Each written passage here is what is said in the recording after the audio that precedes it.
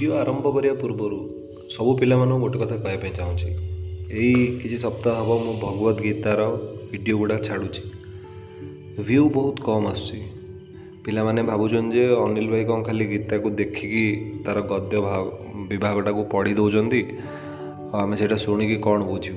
मु जानी समस्ते सब कथा बुझीपारे किंतु एबे मु गद्यटा को खाली छाड़ुची। मु चाहिए संस्कृत श्लोक को भी गायकी प्लस तापर गद्यर अनुवाद करी मु तुम मानू शुणई पारि कि मु चाहूँगी तुम डायरेक्ट गद्यटा शुण और सेटा बुझापी चेष्टा कर। कारण आगु को मु भगवद गीतार किसी श्लोक को मो भाषा जमी तुम्हें बुझीपार बहुत सरल आकार में वर्णना करी गोटे गोटे वीडियो रे।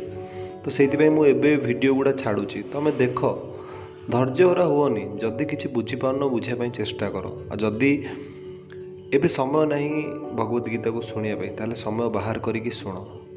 कथार अच्छी बुझु न बुझु पढ़ गीता। तो तुम मैंने गीत पढ़ुन एबे गेले गीता टी शुण से मु वीडियो छाड़ुची शुण है। एबे तृतीय अध्याय आम आरंभ करिया शुण। ओम श्री परमात्मने नमः। अथ तृतीय अध्याय कर्मयोग। अर्जुन कहले हे जनार्दन जदि आपणक मतरे कर्म अपेक्षा ज्ञान श्रेष्ठ तेबे हे केशव मोते काहींकि भयंकर कर्म लगाउछंती। आपण गोलिया मिशा परी लगुथिबा कथारे मोर बुद्धि को मोहित प्राय करि देउछंती। तेणु निश्चय करी गोटिए कथा कहतु जहाद्वारा कि मु कल्याण प्राप्त हेबी। श्री भगवान कहले हे निष्पाप एही लोकरे दुई प्रकार निष्ठा हुए बोली मु आगरू कहि सारिछि। तन्मध्यरु सांख्य योगी मानकर निष्ठा ज्ञान जोग द्वारा एवं योगी मानकर निष्ठा कर्मयोग द्वारा होइथाए। मनुष्य कर्माचरण न करी निष्कर्मता बा योगनिष्ठा पाई पारे नाही कि केवल कर्म त्याग करी देई भी सिद्धि बा सांख्य निष्ठा पाई पारे नाही। यह निसंदेह जे कौनसी मनुष्य कौनसी समय रे क्षणे सुद्धा कर्म न करी रही पारिबो नाही। कारण समस्त प्राणी प्रकृति उत्पन्न गुण मानकर परवश होई कर्म करने को बाध्य हुअन्ति। जो मूढ़ बुद्धि मनुष्य कर्मेन्द्रिय मानकु बलपूर्वक उपर उपर रुद्ध कर दे मन द्वारा सही इंद्रिय मानकर विषय चिंतन करुथाए ताहाकु मिथ्याचारी अर्थात दंभी बोली कहुए। किंतु हे अर्जुन जो पुरुष मन द्वारा इंद्रिय मानकु वश करी अनासक्त होई समस्त इंद्रिय द्वारा कर्म योग आचरण करती से श्रेष्ठ अटंती। तुमे शास्त्र विहित कर्तव्य कर्म कर कारण कर्म न करिबा ठारू कर्म करिबा श्रेष्ठ एवं कर्म न कले तुमर शरीर निर्वाह मध्य सिद्ध होई पारिबो नाही। यज्ञ पई करा जाउथिबा कर्म छड़ा अन्य कर्म मानकरे लागी रहिबा फल रे ही मनुष्य माने कर्म बंधन रे पड़ंती। तेणु हे अर्जुन तुमे आसक्ति रहित होई केवल यज्ञ निमंते ही भल भावरे कर्तव्य कर्म आचरण कर। प्रजापति ब्रह्मा कल्पर प्रारंभ रे यज्ञ सहित प्रजा मानकु रचना करी सेमानकु कहिथिले तुम्भे माने एही यज्ञ द्वारा वृद्धि प्राप्त हुओ एवं एही यज्ञ तुम्भ मानकर वांछित भोग प्रदायक हेउ। तुम्भे माने एही यज्ञ द्वारा देवता मानकु उन्नत कर एवं सेही देवता माने तुमर उन्नति करंतु। परस्पर को उन्नत करिबा फल तुम्भे माने परम कल्याण प्राप्त होइजिबो। यज्ञ द्वारा संवर्धित देवता माने तुमको बिना प्रार्थना रे वांछित भोग निश्चय प्रदान करी चलिबे। सेही देवता मानक द्वारा एही परि प्रदत्त भोग पदार्थ गुड़ी को जो मनुष्य सेमानकु अर्पण न करी स्वयं भोग करे से चोर ही अटे। यज्ञरू बलिथिबा अन्न भोजन करुथिबा श्रेष्ठ पुरुष माने समस्त पापरु मुक्त होई जांती एवं जो पापी माने निजर शरीर पोषण पाई अन्न रंधन करंती सेमाने पाप ही भोजन करंती।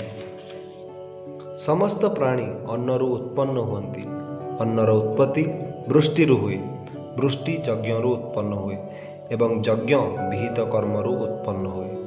कर्म समुदाय वेदरू उत्पन्न हुअन्ति एवं वेद अविनाशी परमात्मा ठारू उत्पन्न होइचंती बोली जान।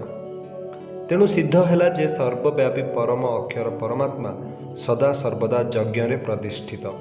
हे ପାର୍ଥ, ଯେଉଁ ପୁରୁଷ ଇହଲୋକରେ ଏହି ପ୍ରକାର ପରମ୍ପରା କ୍ରମେ ପ୍ରଚଳିତ ହୋଇ ଆସିଥିବା ସୃଷ୍ଟି ଚକ୍ରର ଅନୁକୂଳ ହୋଇ ଚଳେ ନାହିଁ, ଅର୍ଥାତ୍ ନିଜର କର୍ତ୍ତବ୍ୟ ପାଳନ କରେ ନାହିଁ, ଇନ୍ଦ୍ରିୟମାନଙ୍କ ଦ୍ୱାରା ଭୋଗରେ ରମଣ କରୁଥିବା ସେହି ପାପାୟୁ ମନୁଷ୍ୟ ବୃଥାରେ ଜୀବନ ଧାରଣ କରେ। କିନ୍ତୁ ଯେଉଁ ମନୁଷ୍ୟ ଆତ୍ମାରେ ରମଣ କରୁଥାନ୍ତି ଏବଂ ଆତ୍ମାରେ ତୃପ୍ତ ଓ ଆତ୍ମାରେ ସନ୍ତୁଷ୍ଟ ହୋଇ ରହିଥାନ୍ତି, ତାଙ୍କ ପାଇଁ କୌଣସି ବି କର୍ତ୍ତବ୍ୟ କରିବାକୁ ବାକି ରହିନଥାଏ। ସେହି ମହାପୁରୁଷଙ୍କର ଏହି ବିଶ୍ୱରେ କୌଣସି କର୍ମ କରିବାରେ ପ୍ରୟୋଜନ ରହେ ନାହିଁ କିମ୍ବା କର୍ମ ନ କରିବାରେ କୌଣସି ପ୍ରୟୋଜନ ରହେ ନାହିଁ, ତଥା କୌଣସି ପ୍ରାଣୀ ସହିତ ମଧ୍ୟ ତାଙ୍କର କିଛି ବି ସ୍ୱାର୍ଥ ସମ୍ବନ୍ଧ ରହେ ନାହିଁ। ତେଣୁ ନିରନ୍ତର ଆସକ୍ତି ରହିତ ହୋଇ ନିଷ୍ଠାର ସହିତ କର୍ତ୍ତବ୍ୟ କର୍ମ କର, କାରଣ ଆସକ୍ତି ରହିତ ହୋଇ କର୍ମ କରୁଥିବା ମନୁଷ୍ୟ ପରମାତ୍ମାଙ୍କୁ ପାଇଯାଆନ୍ତି। ଜନକାଦି ଜ୍ଞାନୀମାନେ ମଧ୍ୟ ଆସକ୍ତି ରହିତ କର୍ମ ଦ୍ୱାରା ହିଁ ପରମ ସିଦ୍ଧି ପ୍ରାପ୍ତ ହୋଇଥିଲେ। ତେଣୁ ଲୋକ କଲ୍ୟାଣ ଦୃଷ୍ଟିରୁ ତୁମେ କର୍ମ କରିବା ହିଁ ଉଚିତ। ଶ୍ରେଷ୍ଠ ମନୁଷ୍ୟ ଯେଉଁ ଯେଉଁ ଆଚରଣ କରନ୍ତି, ଅନ୍ୟ ମନୁଷ୍ୟମାନେ ମଧ୍ୟ ସେହି ଆଚରଣ କରନ୍ତି ଏବଂ ସେ ଯାହା କିଛି ପ୍ରମାଣ କରିଦିଅନ୍ତି, ଲୋକେ ତାହା ଅନୁସରଣ କରନ୍ତି। ହେ ଅର୍ଜୁନ, ତିନି ଲୋକରେ ମୋ ପାଇଁ କୌଣସି କର୍ତ୍ତବ୍ୟ ନାହିଁ କି କୌଣସି ପ୍ରାପ୍ତିଯୋଗ୍ୟ ବସ୍ତୁ ମୋତେ ଅପ୍ରାପ୍ତ ନୁହେଁ, ତଥାପି ମୁଁ କର୍ମରେ ହିଁ ଲାଗି ରହିଛି। କାରଣ ହେ ପାର୍ଥ, ଯଦି ମୁଁ କଦାଚିତ୍ ସାବଧାନ ହୋଇ କର୍ମରେ ଲାଗି ନ ରହିବି, ତେବେ ବଡ଼ କ୍ଷତି ହୋଇଯିବ। କାରଣ ମନୁଷ୍ୟମାନେ ସବୁ ଦିଗରୁ ମୋତେ ଅର୍ଥାତ୍ ମୋରି ମାର୍ଗ ଅନୁସରଣ କରନ୍ତି। ତେଣୁ ଯଦି ମୁଁ କର୍ମ ନ କରିବି, ତେବେ ଏ ସମସ୍ତ ମନୁଷ୍ୟ ନଷ୍ଟଭ୍ରଷ୍ଟ ହୋଇଯିବେ ଏବଂ ମୁଁ ଶଙ୍କରତାର କର୍ତ୍ତା ହୋଇଯିବି ତଥା ଏହି ସମସ୍ତ ପ୍ରଜାଙ୍କୁ ନଷ୍ଟ କରିବାର କାରଣ ହୋଇଯିବି। ହେ ଭାରତ, କର୍ମରେ ଆସକ୍ତ ହୋଇଥିବା ଅଜ୍ଞାନ ଲୋକେ ଯେଉଁ ପ୍ରକାରେ କର୍ମ କରନ୍ତି, ଆସକ୍ତି ରହିତ ବିଦ୍ୱାନ ମଧ୍ୟ ଲୋକ ସଂଗ୍ରହ କରିବାକୁ ଇଚ୍ଛୁକ ହୋଇ ସେହି ପ୍ରକାରେ କର୍ମ କରିବା ଉଚିତ। ପରମାତ୍ମାଙ୍କ ସ୍ୱରୂପରେ ଅଟଳ ଭାବରେ ସ୍ଥିତ ହୋଇଥିବା ଜ୍ଞାନୀ ପୁରୁଷ ଆସକ୍ତିଯୁକ୍ତ ହୋଇ ଶାସ୍ତ୍ର ବିହିତ କର୍ମ କରୁଥିବା ଅଜ୍ଞାନମାନଙ୍କ ବୁଦ୍ଧିରେ ଭ୍ରମ ଅର୍ଥାତ୍ କର୍ମ ପ୍ରତି ଅଶ୍ରଦ୍ଧା ଉତ୍ପନ୍ନ କରାଇବା ଉଚିତ ନୁହେଁ। ବରଂ ନିଜେ ସମସ୍ତ ଶାସ୍ତ୍ର ବିହିତ କର୍ମ ଭଲ ଭାବରେ ଆଚରଣ କରି ସେମାନଙ୍କ ଦ୍ୱାରା ମଧ୍ୟ ସେହିପରି ଆଚରଣ କରାଇବା ଉଚିତ। ବସ୍ତୁତଃ ସମସ୍ତ କର୍ମ ସବୁ ପ୍ରକାରେ ପ୍ରକୃତିର ଗୁଣମାନଙ୍କ ଦ୍ୱାରା କରାଯାଉଥାଏ, ତଥାପି ଯାହାର ଅନ୍ତଃକରଣ ଅହଙ୍କାରରେ ମୋହିତ ହୋଇ ରହିଥାଏ, ସେହି ଅଜ୍ଞାନ ମୁଁ ହିଁ କର୍ତ୍ତା ବୋଲି ମନେ କରେ। କିନ୍ତୁ ହେ ମହାବାହୁ, ଗୁଣ ବିଭାଗ ଓ କର୍ମ ବିଭାଗର ତତ୍ତ୍ୱ ଜାଣିଥିବା ଜ୍ଞାନ ଯୋଗୀ ଗୁଣମାନେ ହିଁ ଗୁଣମାନଙ୍କରେ ପ୍ରବର୍ତ୍ତିତ ହୁଅନ୍ତି ବୋଲି ବୁଝି ସେଥିରେ ଆସକ୍ତ ହୁଅନ୍ତି ନାହିଁ। ପ୍ରକୃତିର ଗୁଣରେ ଅତ୍ୟନ୍ତ ମୋହିତ ହୋଇଥିବା ମନୁଷ୍ୟମାନେ ଗୁଣମାନଙ୍କରେ ଓ କର୍ମମାନଙ୍କରେ ଆସକ୍ତ ରହନ୍ତି। ପୂର୍ଣ୍ଣ ଭାବରେ ବୁଝିନଥିବା ସେହି ମନ୍ଦ ବୁଦ୍ଧି ଅଜ୍ଞାନମାନଙ୍କୁ ପୂର୍ଣ୍ଣ ଭାବରେ ଜାଣିଥିବା ଜ୍ଞାନୀ ବିଚଳିତ କରିବା ଉଚିତ ନୁହେଁ। ଅନ୍ତର୍ଯ୍ୟାମୀ ପରମାତ୍ମାଙ୍କ ଠାରେ ଲାଗି ରହିଥିବା ଚିତ୍ତରେ ସମସ୍ତ କର୍ମ ମୋ ଠାରେ ଅର୍ପଣ କରିଦେଇ ଆଶା ରହିତ, ମମତା ରହିତ ଓ ସନ୍ତାପ ରହିତ ହୋଇ ଯୁଦ୍ଧ କର। ଯେଉଁ ମନୁଷ୍ୟମାନେ ଦୋଷ ଦୃଷ୍ଟିରୁ ରହିତ ହୋଇ ଏବଂ ଶ୍ରଦ୍ଧାଯୁକ୍ତ ହୋଇ ସଦାସର୍ବଦା ମୋର ଏହି ମତ ଅନୁସରଣ କରନ୍ତି, ସେମାନେ ମଧ୍ୟ ସମସ୍ତ କର୍ମରୁ ମୁକ୍ତ ହୋଇଯାଆନ୍ତି। କିନ୍ତୁ ଯେଉଁ ମନୁଷ୍ୟମାନେ ମୋ ଠାରେ ଦୋଷାରୋପଣ କରି ମୋର ଏହି ମତ ଅନୁସାରେ ଚଳନ୍ତି ନାହିଁ, ସେହି ମୂର୍ଖମାନଙ୍କୁ ତୁମେ ସମସ୍ତ ଜ୍ଞାନରେ ମୂଢ଼ ବୋଲି ଓ ନଷ୍ଟ ହୋଇଯାଇଛନ୍ତି ବୋଲି ହିଁ ଜାଣ। ସମସ୍ତ ପ୍ରାଣୀ ପ୍ରକୃତିକୁ ପ୍ରାପ୍ତ ହୁଅନ୍ତି, ଅର୍ଥାତ୍ ନିଜ ସ୍ୱଭାବର ପରବଶ ହୋଇ କର୍ମ କରନ୍ତି। ଜ୍ଞାନବାନ ବ୍ୟକ୍ତି ମଧ୍ୟ ନିଜ ପ୍ରକୃତି ଅନୁସାରେ ଚେଷ୍ଟା କରନ୍ତି। ତେଣୁ ଏଥିରେ କାହାର ଜିଦ୍ ବା କ'ଣ କରିବ? ଇନ୍ଦ୍ରିୟର ଅର୍ଥରେ ଅର୍ଥାତ୍ ପ୍ରତ୍ୟେକ ଇନ୍ଦ୍ରିୟର ବିଷୟରେ ରାଗ ଓ ଦ୍ୱେଷ ଲୁଚି ରହିଛି। ମନୁଷ୍ୟ ସେହି ଦୁଇଟିର ବଶବର୍ତ୍ତୀ ହେବା ଉଚିତ ନୁହେଁ, କାରଣ ସେ ଦୁଇଟି ହେଉଛନ୍ତି ତାର କଲ୍ୟାଣ ମାର୍ଗରେ ବିଘ୍ନ ସୃଷ୍ଟିକାରୀ ବିରାଟ ଶତ୍ରୁ। ଉତ୍ତମ ଆଚରଣ ସହିତ ପାଳିତ ହେଉଥିବା ଅନ୍ୟର ଧର୍ମଠାରୁ ଗୁଣ ରହିତ ହେଲେ ମଧ୍ୟ ସ୍ୱଧର୍ମ ଅଧିକ ମଙ୍ଗଳକର।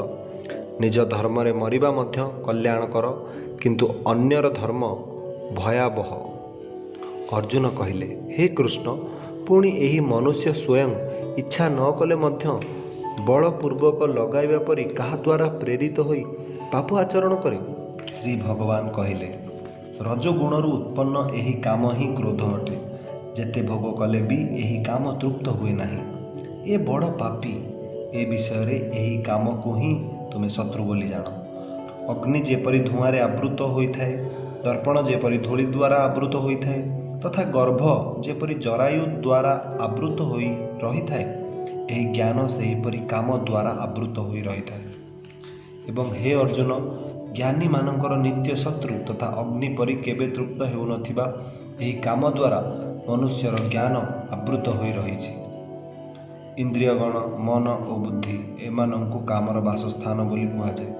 ଏହି काम एमानंक द्वारा अर्थात मन बुद्धि और इंद्रिय मानक द्वारा ही ज्ञान को आच्छादित करी जीवात्मा को विमोहित करे। तेणु हे अर्जुन, तुमे प्रथमे इंद्रिय मानक वश करी ज्ञान और विज्ञान को नाश करुथिबा एही महापापी काम को ही साहसर सहित मारिदियो। इंद्रिय मानकु स्थूल शरीर ठारू श्रेष्ठ बलवान और सूक्ष्म बोली कहती। इंद्रिय मानक ठारू मन श्रेष्ठ, मन ठारू बुद्धि श्रेष्ठ और जहाँ बुद्धि ठारू मध्य अत्यंत पर अर्थात श्रेष्ठ ताहा हेउची आत्मा।